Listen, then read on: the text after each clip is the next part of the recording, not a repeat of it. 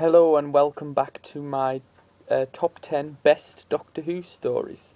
Today we're on number 7, Silver Nemesis. It's written by Kevin Clarke, starring Sylvester McCoy and Sophie Aldred. Plot. The plot of this story, is that the Doctor has to return to Earth to send off the Nemesis, which lands every 25 years on Earth, to send it away back into space, back into orbit of the Earth. But unfortunately, there are other people searching for the Nemesis, such as neo-Nazis and Lady Penfort and the Cybermen. These three fractions of people basically come together and fight each other for the Nemesis. But the Nemesis isn't just on its own. There is the bow of the Nemesis and the arrow of the Nemesis. With all three pieces of the Nemesis together, someone would have control of life and death over the universe. So the Doctor needs to prevent both the Cybermen, the neo-Nazis, and Lady Penfort from getting these items and basically taking over the universe.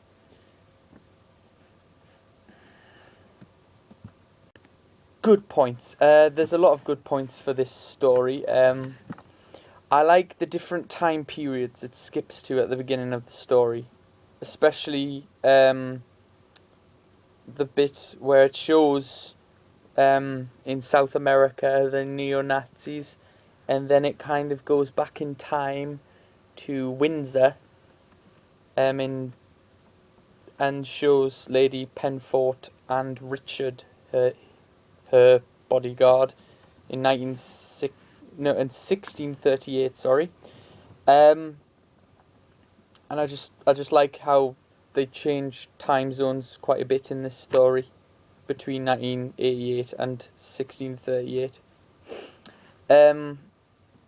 Herr de Flores, if that's how you pronounce his name, who's basically the leader of the neo-Nazis, is an awesome villain, I think, in this episode. He's like one of those typical evil Nazi characters that you see in Indiana Jones films and stuff like that, until they moved on to Russians and things. But yeah, he's actually basically a nutcase character that's trying to herald the Fourth Reich, which is quite an interesting character. Bit touchy, I'd say, the subject of Nazis, but suppose if they got away with it then might as well. I like the chase scene at the beginning, where the Cybermen's servants are chasing the Doctor. I didn't notice they were the Cybermen's servants until recently. I've watched this several times and I just thought it was a random attack, really, until I actually realised that they were the Cybermen's servants. But I think the chase scene's quite good, even though, considering it's short, it's still a good scene. Herr de Flores and his band of Nazis are pretty awesome. I've said it just earlier, but they are pretty awesome. Just the way they act is like they are basically modern day Nazis, but not like stupid political idiots, more like actual armed forces Nazis, and I think that's quite cool. I like at the end of the first episode we get to see the Cybermen, and I like the shiny look of the Cybermen. I think it's quite good. I'd say the Cybermen, they've all got this similar look. From Peter Davison's era to Sylvester McCoy's era, they've all got this similar look, and I think that is probably arguably their most consistent look, although the new series Cybermen, the Cybermen / newer Matt Smith Series 6 Cybermen are consistent as well, but I think these are better, and they evolved a little by getting shinier and having like black versions of themselves as well. But I think overall I like this design of the Cybermen. I thought it was really good. The Cybermen versus the Neo-Nazis versus Lady Penfold is a pretty awesome fight scene. I think it's quite good. I think the Cyber Leader always has awesome dialogue in every Doctor Who episode with that type of Cybermen. So from Earthshock to Silver Nemesis, all of the Cyber Leader's dialogue has been excellent, I think. It's just really good dialogue. The backstory around Validium, which is the metal that the Nemesis is made out of, I think it's well explained by the Doctor, and I think it's one of those, the scene that it is, I think it's one of those scenes where the Doctor's explanation actually goes really well. I like how the Cyber Lieutenant starts to have like his own opinion, and then the Cyber Leader just like kind of like tells him that he's outside of his function. That's actually the quote, and I think it is quite interesting to see the ranks of Cybermen sometimes disagreeing, even though they're emotionless and are more or less machine.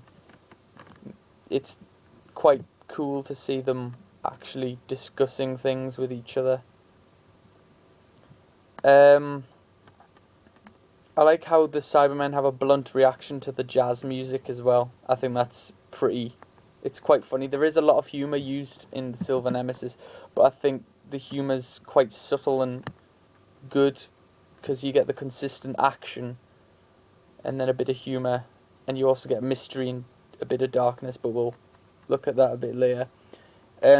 Seeing Richard's grave and Lady Penfold explaining her plans for their burial, I think it's quite an interesting scene, although later on, after the outcome of Richard being returned and Lady Penfold disappearing or dying, I don't know what would actually happen with the time stream of Richard's grave. Maybe he still gets buried there.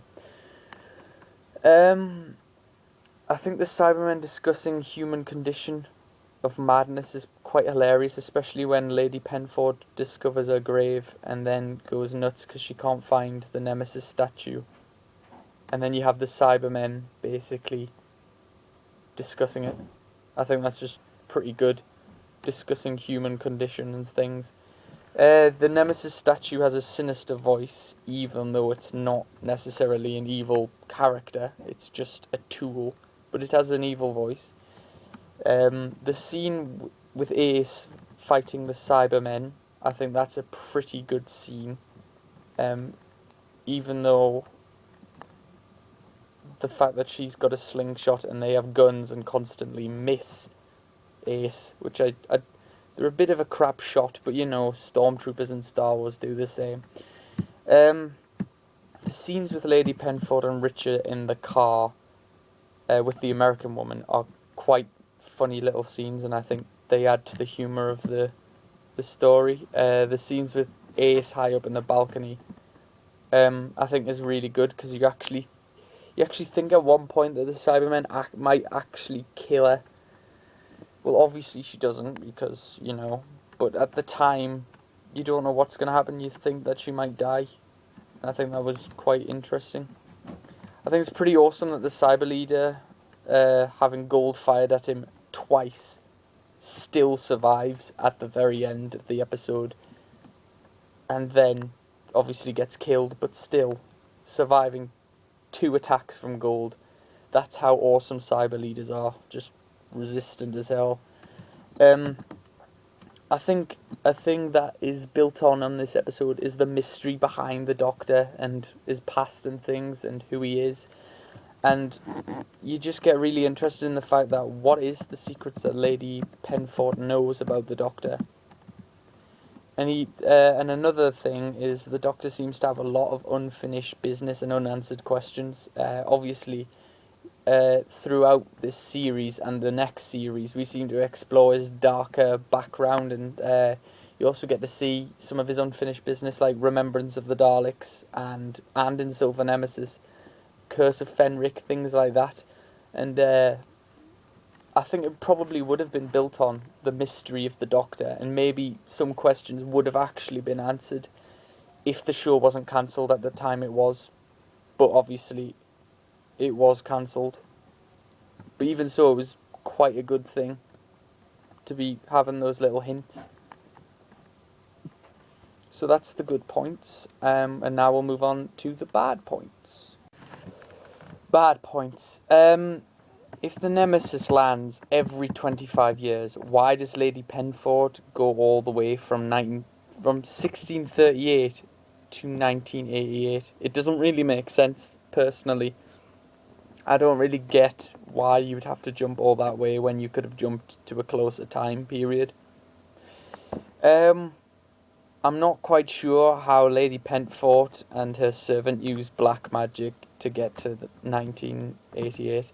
I know the Doctor kind of explains that it's something to do with the Arrow of Nemesis, but even so, they drink a goblet of some form of potion, and that somehow transports them to the future.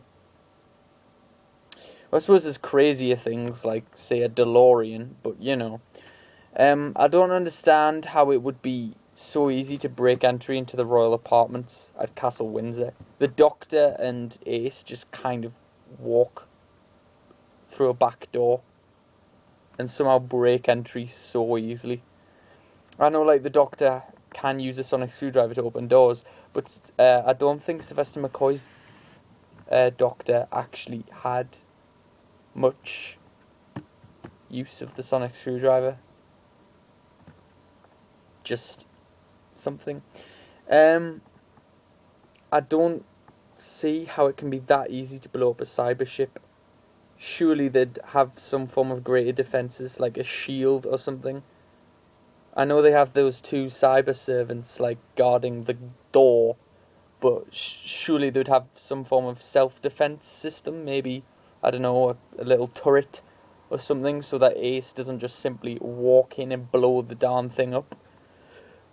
Or maybe it would be a little bit more defendable or resistant to explosives, but never mind.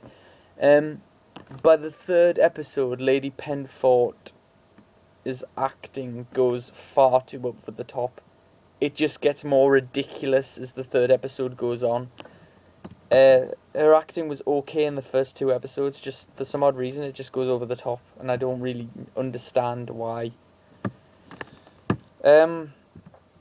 Even after activating Nemesis, how does the Doctor and Ace escape the Cybermen in the third episode? He kind of just waltzes in, puts the bow with Nemesis to activate it, and then somehow escapes. It doesn't really show how he escapes, and I don't really understand it.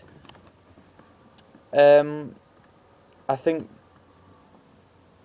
there's no reason for the Doctor and Ace, other than the gold coins, to actually go to Lady Penford's house again. When they do, they land at her house to pick up some gold coins, and that's it. There's really no other reason for going there.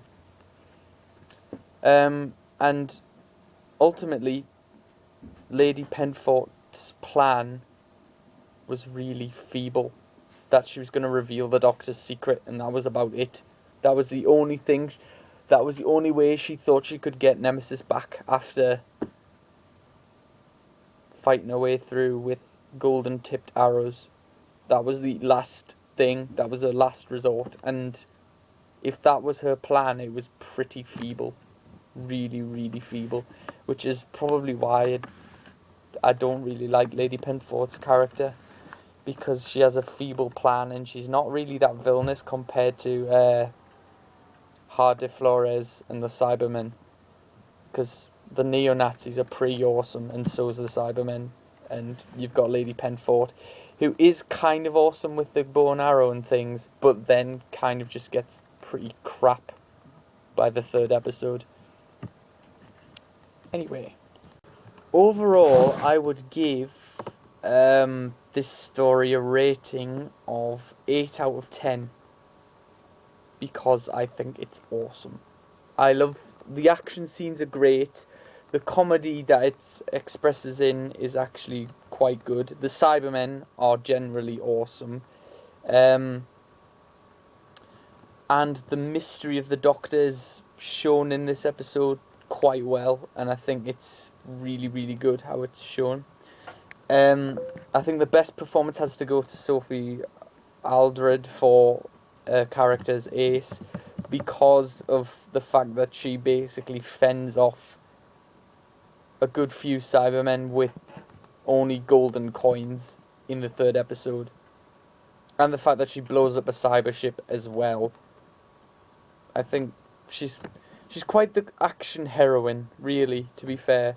She tends to, like, try and fight a little compared to some of the other companions that were kind of like run and scream. I think the only other companion that I can think of that would try and fight as well as she is